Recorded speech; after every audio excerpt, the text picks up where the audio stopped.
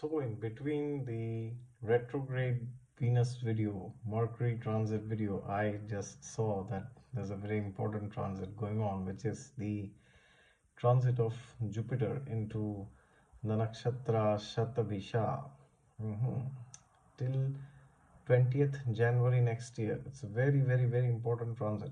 Why do I say this? Because we know from Vedic astrology that the nakshatras are very important. Now, why do I say this? Because you see, in transit, there are these planets which are very slow moving. So, Saturn is the slowest. Then we have Rahu Ketu, and then we have Jupiter. So, whenever these slow moving planets transit in nakshatras ruled by other slow moving planets, then they become very important. Those periods become very important for us in life. So, for example, now, one slow moving planet, Jupiter, is in Shatabhisha, which is ruled by Rahu, which is in turn in Taurus, right? So, therefore, this transit becomes very crucial because it's like saying Jupiter is influenced by Rahu's energy, and whatever Rahu is doing in transit, Jupiter will also be influenced by that, right? So, we know Rahu is in Taurus, and Jupiter is in Aquarius, but within Aquarius, he is in Shatabhisha Nakshatra for till another a month, like 35 days from now. So therefore, it's very crucial that during these 35 days, we try to understand Shatabhisha Nakshatra. So Shatabhisha Nakshatra is the nakshatra of Rahu, but interestingly, its properties are very divine sometimes. It also has a lot of Rahu traits. Okay, so for example, the good side of Shatabhisha is it's healing. So Shatabhisha is indicating the 100 physicians, 100 doctors. They don't indicate doctors literally, but they indicate anybody who can heal, right? So if you need any kind of healing from in any area of your life, it could happen that you had a bad relationship, you had a breakup, or you're a divorce, or there is some problem in your married life. So if you need some healing, then this is a very good time to go and take healing. Okay, similarly, if you have lost your job, or there's some problem in your career, or you're a bit depressed, right? So healing can be required in any area of life where you feel you are diseased. The word disease means dis-ease. So the duty of Shatabhisha is to cure that disease. Okay, and whenever planets like Jupiter transits any nakshatra, then what happens is the traits uh, the traits related to that nakshatra, we start gaining a lot of optimism about it, right? So therefore, it's very crucial that if you feel that there's any area of life where you need to improve, or get up from the rock bottom, then this is the time that you start taking healing. Now, which area is it? Well, there are primarily two areas in the horoscope, which is obvious because Jupiter rules two houses, right? He rules Sagittarius and he rules Pisces. So wherever you have Sagittarius as per your ascendant, and wherever you have Pisces, that these two areas are the areas where you might need some healing. Okay, so for example, if you are running the dasha of Sun, then it could happen that,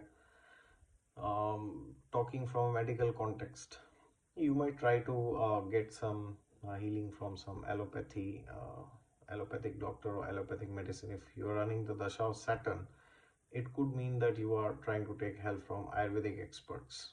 And if you're running the dasha of Moon, then it can show homeopathy, right? So we are aware of that.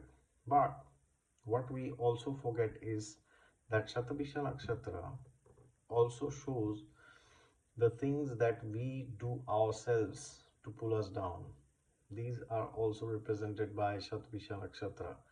Therefore, before you go to the external world, seeking help from any healer, from any doctor, from any astrologer, from any tarot card reader, or anybody who is doing pranic healing, or anybody who is doing Reiki. Before you want to treat the disease, ask yourself this question: are you ready to give up those things which made you sick in the first place, right? And when I say sick, I don't mean a physical disease. Physically, you may be fine temporarily, you may be fit and healthy, but what about the mental side? Are you sure that you are feeding right things to your eyes and to your ears, right? Because the mind is primarily controlled by the sense. I mean, the mind is the controller of the senses. But if you see, what we hear and what we see, they impact us very strongly. So therefore, what are you hearing? Are you just hearing the TV news, gossip, politics? Are you just hearing about different political parties and campaigns? Especially in India, it's election season now, and the government is gearing up and bringing so many new things, and the opposition parties are also claiming credit for the things which the government is doing. The list is endless, right? So are you just aware of news, or is it something which you are doing all the time, right? Or are you interested in hate picking, right? For example, one party against the other, right? So if you are doing all this, then you are feeding wrong input to your ears and to your eyes. And what are you eating? What kind of food habits do you have? Shatabhisha Nakshatra is also related to alcohol. So are you taking alcohol in some form or the other? Well, uh, it's very surprising indeed that I am saying this. Recently, I had gone out somewhere and I had to eat something, and I ate it. But then after eating, I felt as if it's not something which I should have eaten. So when I called the waiter and I asked him, "Can you please tell me the ingredients of what is inside this?" And then he said, "Oh, there's alcohol inside this." And I was like, wow. So this is the gut feeling that you get from inside. It's like the alarm goes out sometimes, right? So of course I was not aware that there was alcohol in that. It was a European thing which I ate. But the problem is that, as they give the example, you touch fire knowingly or unknowingly, it still burns you, right? Now, of course, he said we had just put 2 drops of alcohol. So that didn't affect me, of course. But what if it was more, Therefore, the thing which I'm trying to tell you is that you may unconsciously do so many things. You may do it knowingly, you may do it unknowingly, but you need to do things consciously, right? So therefore, whatever you are seeing with your eyes, whatever you are hearing through your ears, and whatever you are eating with your tongue, it's very important that we do not eat things which are primarily rajasic or primarily tamasic. So for example, are you eating too much chili, right? That will increase your rajas inside it, which will lead you to tamas basically, right?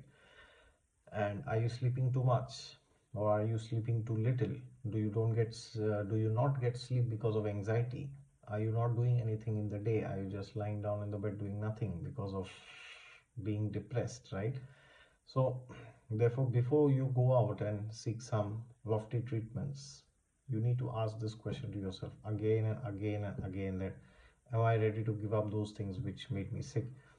So regarding the houses with Jupiter rules in your chart, you will see that you are consciously or unconsciously doing something which you should not do. Okay, and therefore now it's the time that you do not do it anymore, and also you take healing. Now, if you take healing, depending on your horoscope and depending on your dashas, you will be healed, right? So during Shatabhisha, you can always pray to Dhanvantari. Dhanvantari is a form of Lord Vishnu, came out with the pot of nectar during the Samudra Manthan Leela, right? You can read about the Samudra Manthan Leela from Srimad Bhagavatam, and you can also read about Mohini Avatar. You can read about Bali Maharaj and that entire pastime actually, because these personalities who carry these divine this this divine bowl of nectar, that pot, the Amrit Kalash as they say.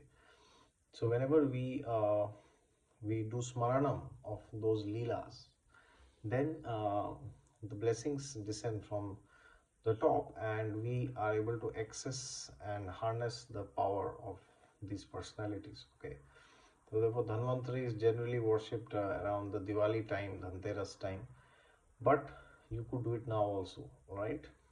You could have a photo of Dhanvantari in your room, and depending on how you have arranged your room as per Vastu, you could seek advice from your Vastu expert. Okay, but anyways, either ways, the point which I'm trying to tell you here is that just because you seek help and you get it, it doesn't mean you will never fall back. So go beyond your problems, seek help, but also stop doing those things which brought you down in the first place. All right, if you're new to the channel, then please subscribe to it down below, and if you want a consultation from me, you can go to my website down below. God is there with you all the time. Just look to him and you'll find him.